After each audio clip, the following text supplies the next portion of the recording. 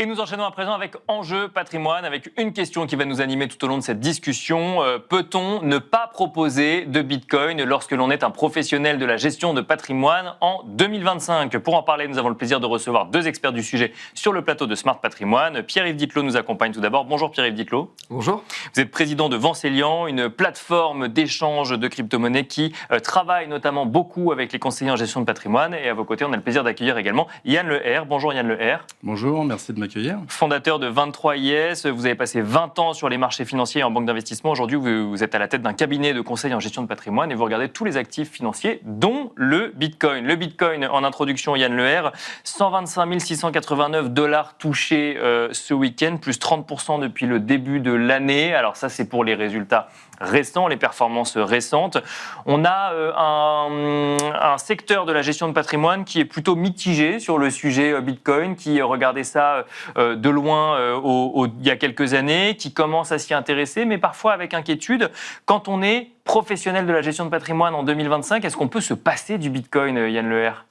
Alors, je pense qu'effectivement, comme vous dites, il y a eu plusieurs phases dans l'évolution du Bitcoin. Il y a eu une phase qui était où c'était beaucoup les geeks qui s'y intéressaient. C'était très technique, très difficile d'accès. Bien sûr. Je pense qu'il s'est passé, on a passé un cap véritablement en 2024, début 2024, avec la validation aux États-Unis de la mise en œuvre des fameux ETF sur crypto. Bien sûr. Avec, ça a changé un petit peu la donne pour les professionnels de l'investissement ? Alors, ça a changé la donne, en tout cas, dans l'acception collective populaire. Donc, on dit que le marché s'est institutionnalisé, mais pour moi, il s'est aussi retailisé dans la mesure où c'est une manière d'accéder très simplement pour les particuliers à de l'indexation au Bitcoin. Donc ça a fait une petite révolution. Avec l'arrivée de Trump au pouvoir, il y a vraiment eu cette volonté de mettre en avant le Bitcoin, les cryptos en général, mais surtout le Bitcoin, qui est vraiment un actif particulier au sein de cette classe d'actifs.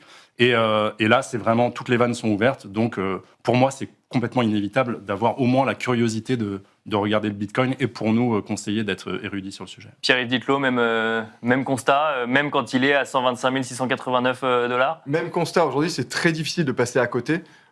Premièrement, parce que finalement, le Bitcoin et les cryptos sont imposés comme une classe d'actifs d'investissement à part entière dans le paysage de l'épargne. Il y a eu une accélération avec l'entrée des institutionnels depuis 2 ans. Donc c'est vrai qu'aujourd'hui, il y a d'autres questions en fait connexes après à l'investissement, le côté même fiscal, le côté successoral. Et donc pour un CGP aujourd'hui, c'est très difficile de passer à côté. Mais alors même qu'il y a encore 1 an, on entendait un certain nombre de professionnels dire c'est risqué, c'est volatile, je n'ai pas envie d'y aller parce que je ne comprends pas, je ne sais pas dans quoi j'investis. Et à côté de ça, on avait des investisseurs particuliers qui en fait ne passaient pas par les professionnels de l'investissement et qui investissaient directement sur des plateformes en ligne. Comment est-ce que les CGP peuvent raccrocher les wagons, du coup, justement, sur ces sujets aujourd'hui ? Alors nous, on a une vision très précise et on pense que les CGP jouent un rôle clé, justement, dans l'accompagnement client sur cette nouvelle classe d'actifs, principalement pour être un rempart contre la fraude. Parce qu'aujourd'hui, il y a encore beaucoup trop d'escroqueries et de fraudes. Et donc, le CGP, en accompagnant son client plutôt sur le volet patrimonial global, va plutôt le diriger vers un acteur régulé, va éviter à son client, justement, de se faire escroquer. Parce qu'aujourd'hui, c'est quand même la première perte en capital est due à l'escroquerie et pas forcément avec un Bitcoin à 125 000 $ dû à la volatilité du Bitcoin. Mais effectivement, après, le Bitcoin reste un actif volatile. Donc, cette volatilité se maîtrise, se contrôle par l'exposition qu'on va en mettre dans son patrimoine. Et donc, si on met par exemple 2%, est-ce qu'on peut vraiment parler de risque si on a 2% de Bitcoin dans son portefeuille ? Yann Leher, même question. Vous mettez 2% vous dans les allocations de Bitcoin, ça dépend du profil forcément, mais bien sûr, ça dépend c'est du profil. C'est un actif de diversification aujourd'hui dans une stratégie patrimoniale ? Alors déjà, pour revenir sur le point de la volatilité qui revient souvent, c'est une mesure du risque, effectivement, la volatilité, mais on est passé encore une fois par plusieurs phases. Je regardais avant d'arriver la volatilité historique du Bitcoin, on est passé par des niveaux d'autour de 150, donc ce qui veut dire très très volatile. Aujourd'hui, on est autour de 40. La volatilité du Bitcoin, c'est la volatilité de Nvidia. Donc Nvidia, c'est pas la moins volatile des entreprises du S&P ou du monde, mais c'est quand même la plus grosse capi mondiale. Les gens n'hésitent pas à s'indexer à Nvidia. Oui, bien sûr. Et jusqu'à présent, ils n'ont pas eu tort. Et le Bitcoin, en fait, c'est en train de devenir un actif qui se financiarise. Encore une fois, l'arrivée la volatilité se stabilise. Après, ça reste quelque chose de risqué. Néanmoins, je pense que s'il y a encore quelques années, on pouvait dire c'est adossé à aucun actif tangible, ça peut potentiellement aller à zéro. Je pense qu'aujourd'hui, tout le monde est convaincu par la valeur, ne serait-ce que par si on parle purement finance, par les performances financières, par le pouvoir diversifiant. Il n'y a que 40% de corrélation au marché traditionnel.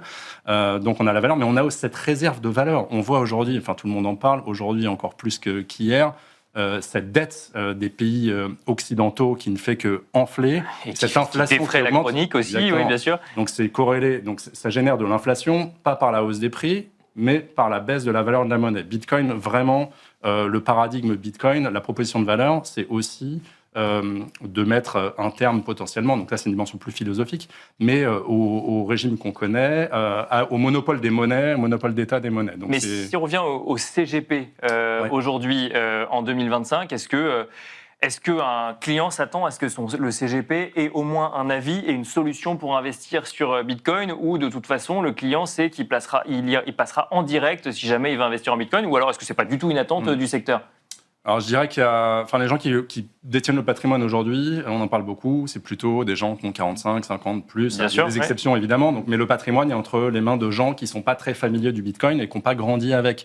Donc aujourd'hui, on n'est pas mis sur la touche en tant que CGP en parlant pas de Bitcoin. D'accord. Néanmoins, le temps passe, on parle du plus gros transfert de patrimoine jamais vu entre générations, donc ce patrimoine va transférer entre les mains de gens qui sont plus techniques, qui connaissent mieux, et qui peut-être sont déjà investis, qui peut-être d'ailleurs y sont depuis le début, c'est-à-dire avec une méthode d'investissement qui est très technique et qui n'est plus nécessaire aujourd'hui.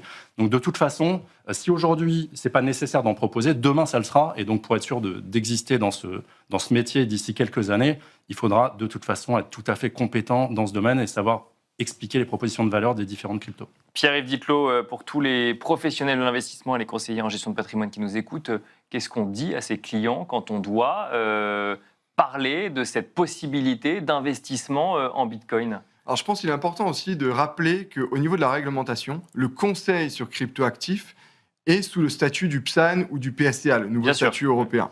Donc ça, c'est important aussi de le souligner. Donc c'est pour ça que nous, avec nos partenaires, on leur dit leur rôle, qui est primordial, reste sur l'allocation patrimoniale générale. Intégrer cette classe d'actifs dans un contexte global patrimonial. Donc ça, c'est vraiment intéressant. Et les acteurs PSAN, enfin régulés sur les actifs numériques, prennent le relais sur vraiment l'expertise sur la classe d'actifs. D'accord. Donc voilà. Et donc aujourd'hui, oui, le CGP doit être à l'écoute de ses clients, doit en tout cas montrer à son client que son client, s'il a des questions sur le sujet, peuvent lui en parler. Et donc l'accompagner après sur un prestataire qui soit régulé en France plutôt qu'ailleurs. Et puis justement sur le suivi aussi sur le long terme, puisque admettons que demain un investisseur un épargnant mette 5% de Bitcoin. On connaît la volatilité à la hausse, à la baisse, mais à la hausse également. Ces 5% peuvent devenir 10, 15%. Et donc à ce moment-là, l'architecte patrimonial, son rôle, c'est de dire peut-être qu'il va falloir réallouer, rebalancer un petit peu le portefeuille sur une autre classe d'actifs. Donc voilà, le rôle est vraiment à 360. Yann Leher, même question, avec peut-être une question, alors je ne sais pas si c'est une question piège, mais on dit souvent que le Bitcoin était censé être décorrélé. Finalement, on s'est rendu compte qu'il était quand même assez corrélé au marché actions américain et notamment au segment tech. D'autres disent que si l'or monte autant, c'est pour les mêmes raisons que le Bitcoin monte autant et qui joue son rôle de valeur refuge. Effectivement, on peut se passer du Bitcoin et aller sur l'or et la tech américaine.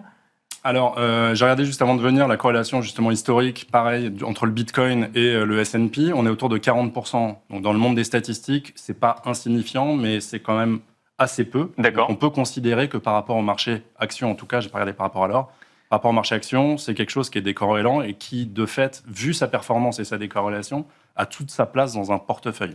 Donc nous, la manière dont on va, regarder stratégiquement, comment est-ce que vous l'intégrez ? Stratégiquement, comment on déroule ça ? Donc on fait vraiment de l'allocation d'actifs. Là, on met vraiment beaucoup l'accent là-dessus. L'allocation d'actifs, c'est une science pour nous et on va pratiquer ça de manière scientifique. Donc on va travailler une dizaine de classes d'actifs, avoir une volatilité cible qui correspond peu ou prou à des SRRI. Et ensuite, pour chaque allocation cible, enfin pour chaque niveau de risque accepté, une optimisation va nous sortir les allocations dans les différentes classes d'actifs. Donc aujourd'hui, effectivement, on retrouve en fonction des profils entre 0 et 10% de crypto si on fait quelque chose de naïf. Donc c'est-à-dire si on parle à un client qui n'a pas une grosse opinion sur la crypto, on va pouvoir, donc ça répond aussi à votre question précédente, disons que aujourd'hui, dans tous les patrimoines, on peut apporter cette petite touche de résilience. Donc, évidemment, se mettre 100% en crypto, c'est complètement fou et inconcevable de suggérer ça, mais entre 0 et 10%, je pense que déjà c'est 10%, c'est beaucoup dans un portefeuille. 10%, ça fait beaucoup.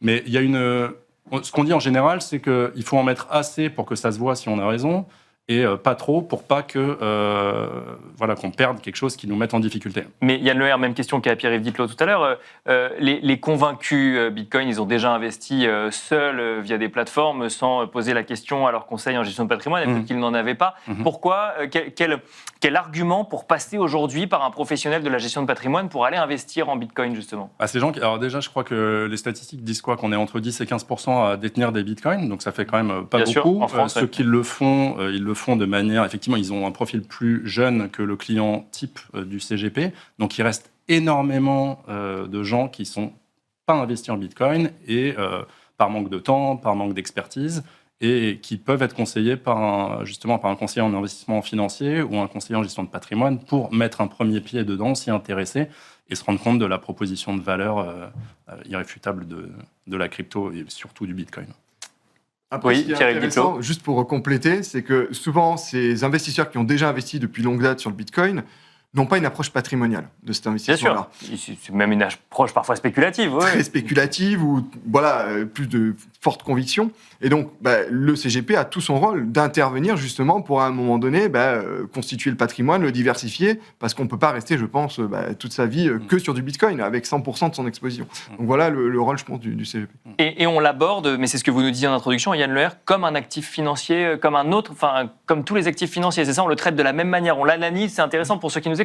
On l'analyse comme on analyse le S&P 500, le cours de l'or ou autre. En fait, c'est devenu effectivement, c'était un actif d'investissement potentiel jusqu'à l'avènement des ETF. Aujourd'hui, sous sa forme ETF, c'est un investissement financier, c'est un actif financier. En tant qu'actif financier, on peut le conseiller directement en tant que conseiller en investissement financier ou CGP.